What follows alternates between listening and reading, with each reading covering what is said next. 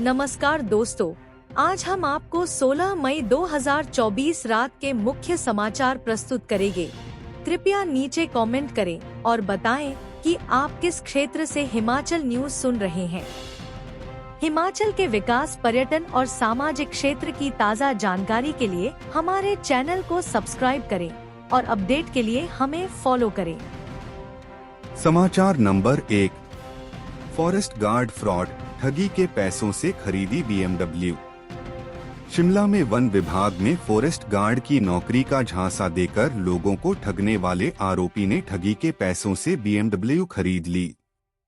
Police ने forest guard की नौकरी का झांसा देकर लोगों को ठगने वाले आरोपी की BMW कब्जे में ली है।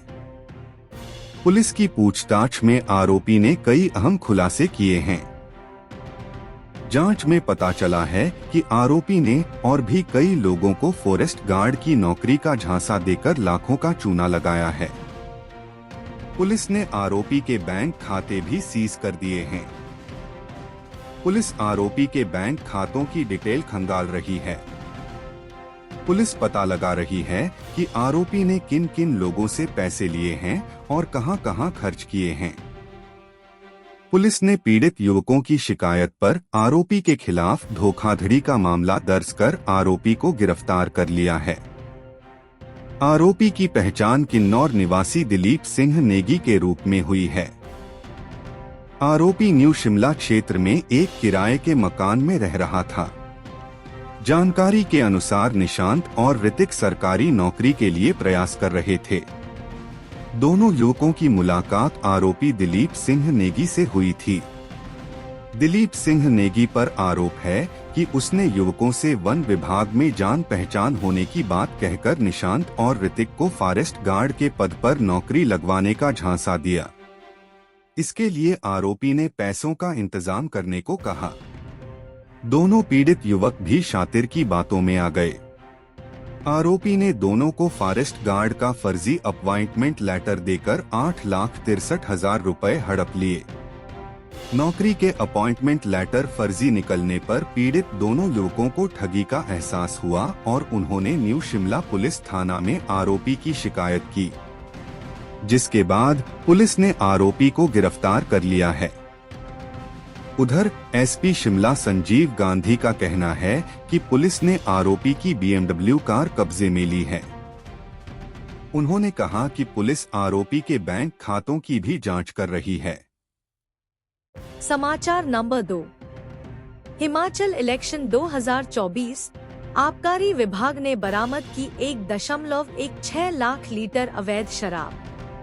आबकारी विभाग ने लोकसभा निर्वाचन के दृष्टिगत गत 2 सप्ताह के भीतर जिला सिरमौर, सोलन, हमीरपुर, कांगड़ा, शिमला, कुल्लू व मंडी में अवैध शराब के कारोबार के विरुद्ध कार्रवाई करते हुए 1,16,621 लीटर अवैध शराब व लाहन बरामद की है।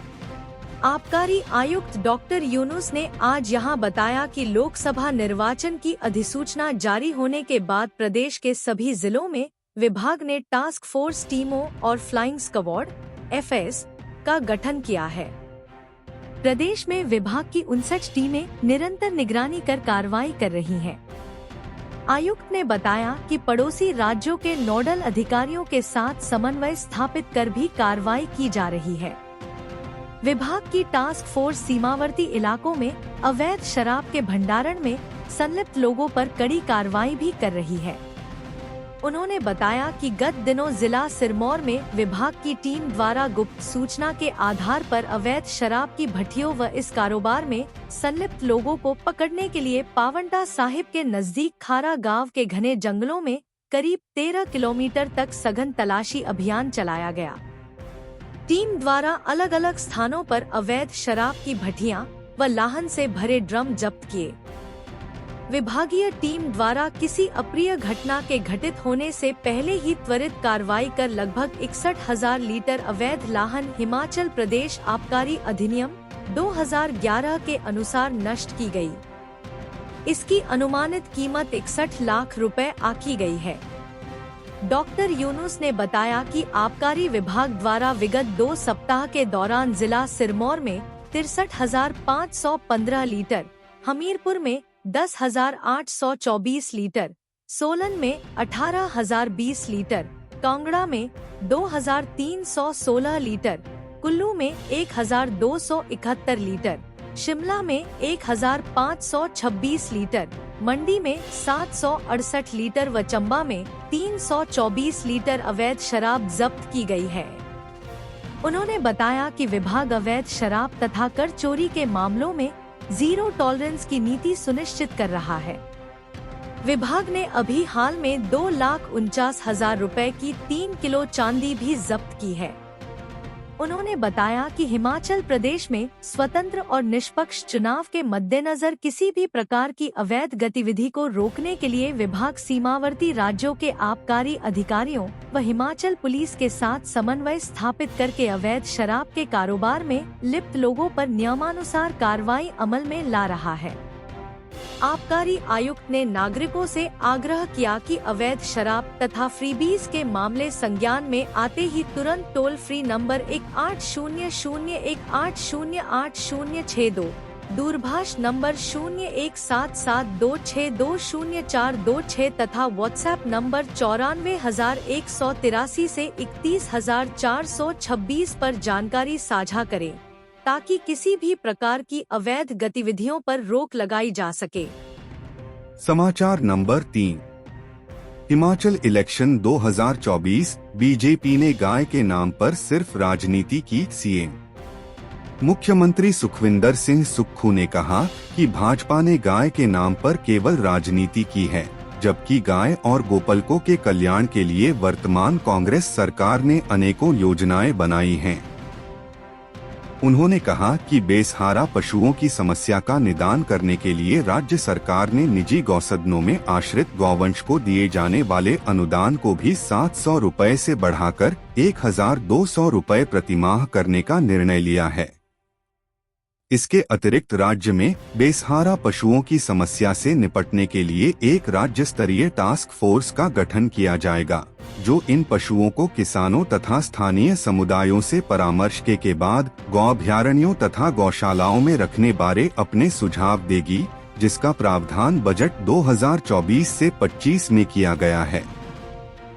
इन कदमों से बेसहारा पशुओं की समस्या से निपटने में मदद मिलेगी और किसान फिर से खेतीबाड़ी की ओर आकर्षित होंगे। उन्होंने कहा कि वर्तमान राज्य सरकार ग्रामीण अर्थव्यवस्था को शुद्ध करने के लिए अनेक प्रभावी पग उठा रही है, ताकि गांवों में रहने वाले लोगों के जीवन स्तर में आशातीत सुधार लाया जा सके। उन्होंने कहा कि प्रदेश की लगभग 90% जनसंख्या गांवों में बसती है तथा सरकार की नीतियां एवं कार्यक्रमों को उनके आर्थिक स्तर को सशक्त करने के लिए बनाई जा रही हैं। उन्होंने कहा कि सरकार ने पशुपालन तथा दूध उत्पादन को प्राकृतिक खेती से जोड़कर किसानों की आय में वृद्धि को सुनिश्चित किया है। मुख्यमंत्री ने कहा कि पशुपालकों को उत्तम नस्ल के पशु उपलब्ध करवाने के उद्देश्य से सोलन जिले के दाड़लाघाट में कृत्रिम गर्भाधान प्रशिक्षण केंद्र स्थापित किया जाएगा, जहां कृत्रिम गर्भाधान प्रशिक्षण प्रदान किया जाएगा।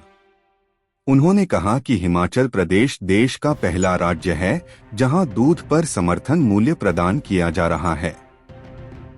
उन्होंने कहा कि राज्य सरकार ने गाय के दूध पर 45 रुपए प्रति लीटर तथा भैंस के दूध पर 55 रुपए प्रति लीटर समर्थन मूल्य पशुपालकों को सुनिश्चित किया जा रहा है। सीएम सुक्खू ने कहा कि राज्य सरकार किसानों और पशुपालकों को दूध उत्पाद को उचित मूल्य सुनिश्चित करेगी तथा दूध से बनने वाले उत्पादों की गुणवत्ता पर भी ध्यान देगी। उन्होंने कहा कि प्रदेश के युवाओं में पशुपालन से संबंधित कौशल विकास के उद्देश्य से हिमाचल प्रदेश कौशल विकास निगम के माध्यम से नए कौशल प्रशिक्षण कार्यक्रम आरंभ करेगी। उन्होंने कहा कि दत्तनगर में दुग्ध विधायन संयंत्र में 50,000 एलपीडी की क्षमता का एक अतिरिक्त संयंत्र आरंभ किया जा रहा है। उन्होंने कहा कि ऊना तथा हमीरपुर में आधुनिकतम तकनीक से दुग्ध विधायन संयंत्र स्थापित किए जा रहे हैं, जिन पर लगभग 50 करोड़ रुपए खर्च किए जाएंगे। समाचार नंबर 4। भूकंप के झटकों से हिली किन्नौर की धरती। हिमाचल प्रदेश के किन्नौर जिले में भारत तिब्बत सीमा पर गुरुवार को भूकंप के हल्के झटके भूकंप के महसूस किए गए। भारतीय मौसम विज्ञान विभाग के अनुसार स्थानीय समयानुसार पूर्वाह्न करीब 10:46 बजे आए भूकंप की तीव्रता रिक्टर पैमाने पर 2.4 मापी गई। भूकंप का केंद्र 31.74 अक्षांश 78.60 देशांतर तथा पृथ्वी की सतह से 19 किलोमीटर की गहराई पर रहा। जिला प्रशासन के मुताबिक भूकंप में किसी तरह के जानमाल के नुकसान की रिपोर्ट नहीं है। समाचार नंबर 5। 11.05 ग्राम चिट्टे संग 4 युवक गिरफ्तार। पुलिस थाना सुंदरनगर की टीम ने पुंग में 6.44 ग्राम और सलापड़ पुलिस ने चाकली सलापड़ में नाकाबंदी करते हुए 4.61 ग्राम चिट्टे सहित कुल 4 युवकों को हिरासत में लिया गया है। सुंदरनगर पुलिस टीम ने पुंग में एक कार चालक अमित कुमार उम्र 27 वर्ष निवासी गांव वडाकघर समैला तहसील बलदवाड़ा मंडी और हितेश ठाकुर उम्र 23 वर्ष निवासी कलौहड़ सुंदरनगर को 6.44 ग्राम चिट्टे और सलापड़ पुलिस ने चाकली सलापड़ में गाड़ी चालक लक्की वर्मा उम्र 27 वर्ष निवासी गाँव कंदार डाकघर खुराहल और रवि कुमार उम्र 35 वर्ष निवासी गाँव वडाकघर खुराहल तहसील सुंदरनगर से 4.61 ग्राम चिट्टा बरामद किया है। पुलिस ने दोनों मामलों में कुल 4 युवकों के विरुद्ध एनडीपीएस एक्ट के तहत मामला सहित गिरफ्तार किया गया है। डीएसपी सुंदरनगर भारत भूषण ने बताया कि चारों आरोपितों को सुंदरनगर न्यायालय में पेश किया जाएगा। समाचार नंबर 6। आधी रात उठी लपटों ने राख कर दिए 10 लाख। कुल्लू पर्यटन नगरी मनाली के सियाल में एक घर में आग लगने से 10 लाख का नुकसान हो गया है। आग की घटना के कारणों का अभी तक पता नहीं चल पाया है। आधी रात को घर से जैसे ही लपटें उठीं, तो क्षेत्र में अफरातफरी का माहौल बन गया। आगजनी की घटना में 10 लाख रुपए की संपत्ति जलकर राख हो गई है। यह घर प्रदीप कुमार और तेजेंद्र कुमार का साझा था। सूचना मिलते ही अग्निशमन केंद्र मनाली से दमकल कर्मचारी वाहन लेकर मौके पर पहुंचे और आग पर काबू करने का कार्य शुरू किया। कड़ी मशक्कत के साथ अग्निशमन टीम ने आग पर काबू पाया और आसपास की संपत्ति को जलने से बचा लिया गया। समाचार नंबर 7। ऑपरेशन को तरसा सीएम के गांव का मरीज। डॉक्टर राजेंद्र प्रसाद राजकीय आयुर्विज्ञान चिकित्सा महाविद्यालय टांडा अस्पताल में हिमकेयर व आयुष्मान कार्ड व्यवस्था फिर से ठप हो गई है। दूर दराज के आए मरीजों को न तो ऑपरेशन के समय पूरा सामान मिल पा रहा है और न ही अन्य सामान मिल रहा है। मुख्यमंत्री सुखविंदर सिंह सुक्खू के गांव के एक मरीज जो कि गंभीर बीमारी से ग्रस्त है, उसे पिछले 5 महीने से ऑपरेशन के लिए लटकाया जा रहा है। बुधवार को मरीज को अगली तारीख के लिए फिर से लटका दिया गया है। मजबूरी में मरीज दिन भर इधर से उधर भटकता रहा। अन्य कई दूरदराज के जिलों चंबा, मंडी, ऊना, हमीरपुर व कुल्लू और 15 लाख की आबादी वाले सबसे बड़े जिला से आने वाले मरीजों को मुफ्त की सुविधाएं नहीं मिल पा रही हैं। किसी को ऑपरेशन के समय दवाइयां नहीं मिल पा रही तो किसी को ऑपरेशन का सामान नहीं मिल पा रहा है। मजबूरी में गरीब मरीज कैश पेमेंट खर्च कर अपना इलाज करवाने को मजबूर हो रहे हैं। हालांकि 25 करोड़ की राशि सरकार द्वारा टांडा मेडिकल कॉलेज व अस्पताल को स्वीकृत कर दी गई है, जिसमें से 15 करोड़ अस्पताल को मिल गया है, परंतु 70 करोड़ पेंडिंग राशि की तुलना में 15 करोड़ ऊंट के मुंह में जीरे के समान है। इसके चलते टांडा अस्पताल में विभिन्न हायर किए गए वेंडर्स को पूरे पैसे का भुगतान नहीं हो पा रहा है और यह इसकी एवज में वेंडर्स ऑपरेशन का सामान देने में असमर्थ व असहज महसूस कर रहे हैं। मुफ्त में मिलने वाले सामान को यह कहा जा रहा है कि बाहर से लेकर आएं। ऐसे हाल में दूर दराज से आने वाले मरीजों को बहुत मुश्किलों का सामना करना पड़ रहा है। अधिकतर हिमकेयर व आयुष्मान कार्ड धारकों को मुफ्त की यह व्यवस्था गले की फांस बन गई है, क्योंकि कार्डों पर मुफ्त की सुविधा मिल नहीं पा रही है। समाचार नंबर 8। प्रदेश के बेलगाम दवा उद्योग राज्य दवा नियंत्रक प्रशासन के राडार पर। हिमाचल के दवा उद्योगों की साइकोट्रोपिक दवाओं के निर्माण और अवैध आपूर्ति के मामले में संलिप्तता उजागर होने के बाद राज्य दवा नियंत्रक प्रशासन भी हरकत में आ गया है। इसी कड़ी में राज्य दवा नियंत्रक प्रशासन ने एंटी नारकोटिक्स टास्क फोर्स के साथ मिलकर प्रदेश के ऐसे तमाम दवा उद्योगों का औचक निरीक्षण कर शिकंजा कसने का निर्णय लिया है, जिनके पास narcotic drugs and psychotropic substance के तहत लाइसेंस है। प्रदेश में ऐसे 135 दवा उद्योग है, जिनके पास नारकोटिक ड्रग्स के लाइसेंस है। इनमें सबसे ज्यादा उद्योग बीबीएन, काला अम व पावंटा साहिब क्षेत्र में है। इन लाइसेंस शुदा दवा उद्योगों पर राज्य दवा नियंत्रक प्रशासन की टीम दबिश देगी और निर्धारित मानकों की अनुपालना व मानक संचालन प्रक्रिया से संबंधित सभी पहलुओं की विस्तृत जांच करेगी। राज्य दवा नियंत्रक प्रशासन ने तय किया है कि खामियां पाए जाने पर दवा उद्योगों का उत्पाद लाइसेंस रद्द या निलंबित किया जाएगा। यहाँ उल्लेखनीय है कि बद्दी स्थित स्माइलैक्स व बायोजेनेटिक ड्रग उद्योग के साइकोट्रोपिक दवाओं के निर्माण और अवैध आपूर्ति के मामले में घिरने के बाद फार्मा हब कहे जाने वाले हिमाचल की छवि भी धूमिल हुई है। हालांकि इन दोनों उद्योगों में उत्पादन के स्तर पर कोई अनियमितता अभी तक सामने नहीं आई है, लेकिन ब्रिकी व आपूर्ति के स्तर पर गड़बड़ी के उठ रहे सवालों के बाद राज्य दवा नियंत्रक प्रशासन अलर्ट मोड पर आ गया है। इसी कड़ी में तय किया गया है कि प्रदेश में जिन उद्योगों के पास नारकोटिक्स ड्रग्स निर्माण के लाइसेंस है, उनकी गहनता से पड़ताल की जाएगी और सभी निर्धारित मानदंडों की कड़ाई से अनुपालना सुनिश्चित की जाएगी। इसके अलावा निर्धारित एसओपी की अनुपालना हो, इसे पुख्ता करने के लिए निगरानी तंत्र को भी सशक्त किया जाएगा। सनद रहे कि बीते सप्ताह बद्दी के 2 दवा उद्योगों से चल रहे नशीली दवाओं के इंटरस्टेट सप्लाई नेटवर्क का भंडाफोड़ होने के बाद राज्य दवा नियंत्रक प्राधिकरण ने पूरे मामले की गहनता से जांच के लिए सहायक लाइसेंसिंग प्राधिकारी की अध्यक्षता में 4 औषधि निरीक्षकों की एक कमेटी गठित की है, जिसे 1 सप्ताह के भीतर जांच रिपोर्ट सौंपने के निर्देश दिए गए हैं।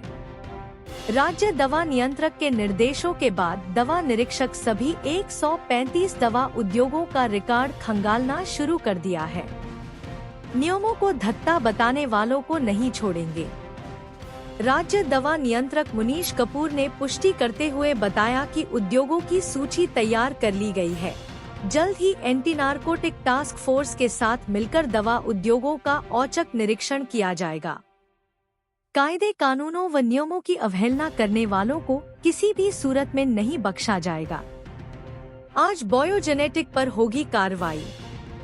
बायोजेनेटिक ड्रग प्राइवेट लिमिटेड पर पंजाब पुलिस की एसटीएफ द्वारा की गई कार्रवाई के बाद राज्य दवा नियंत्रक प्रशासन ने कंपनी प्रबंधन को नोटिस जारी कर 3 दिन के भीतर तमाम आरोपों पर स्पष्टीकरण तलब किया था, जिसकी मियाद बुधवार को पूरी हो गई और कंपनी प्रबंधन ने कोई जवाब दायर नहीं किया है।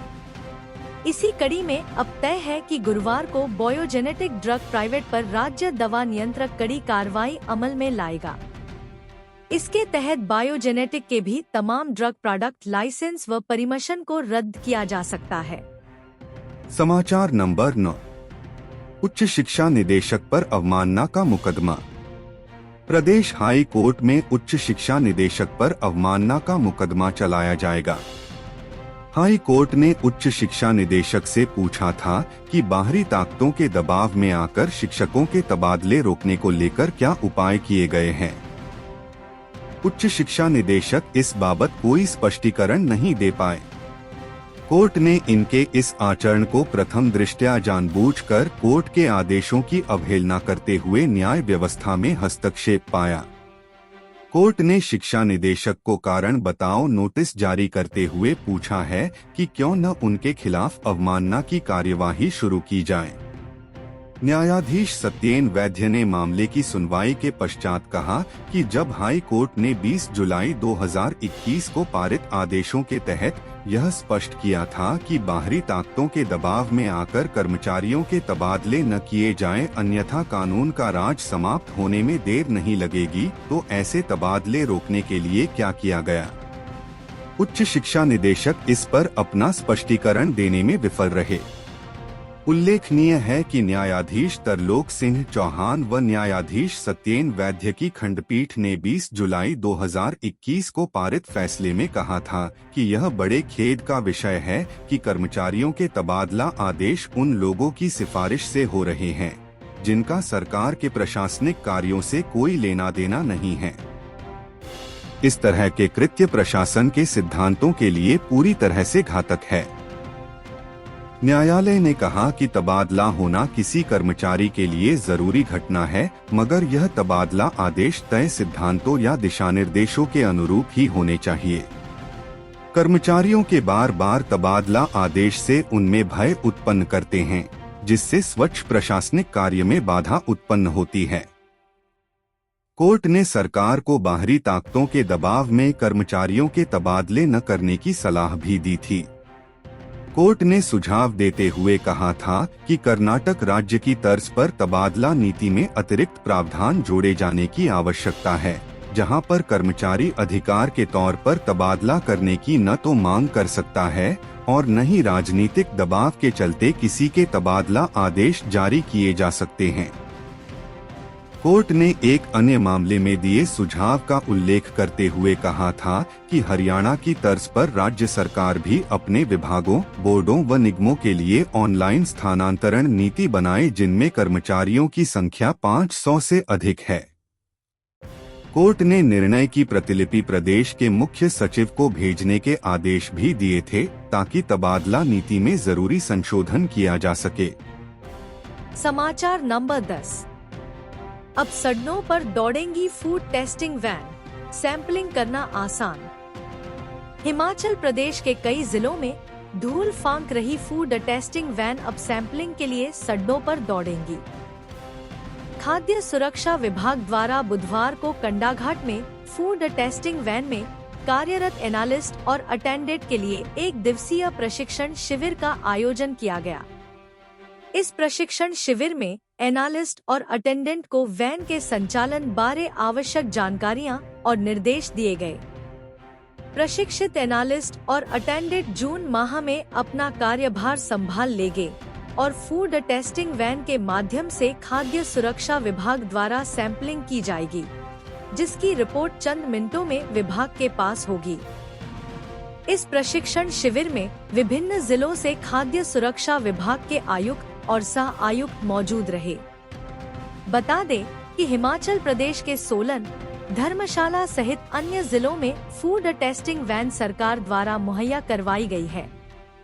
वहीं हाल ही में 25 फरवरी 2024 में प्रधानमंत्री द्वारा मंडी, हमीरपुर और मंडी के लिए 3 फूड टेस्टिंग वैन दी गई थी। इन जिलों में स्टाफ की ट्रेनिंग और दस्तावेजों के पूरे न होने के कारण ये वैन केवल धूल फांकने का कार्य कर रही थी। सरकार द्वारा कुछ जिलों के लिए स्टाफ की नियुक्तियां आचार संहिता से पहले कर दी गई थी, परंतु एनालिस्ट और अटेंडेंट की ट्रेनिंग न होने के कारण इन वैनों का संचालन नहीं हो पा रहा था। बुधवार को प्रशिक्षण शिविर के बाद अब सभी फूड टेस्टिंग वैनों का संचालन किया जाएगा।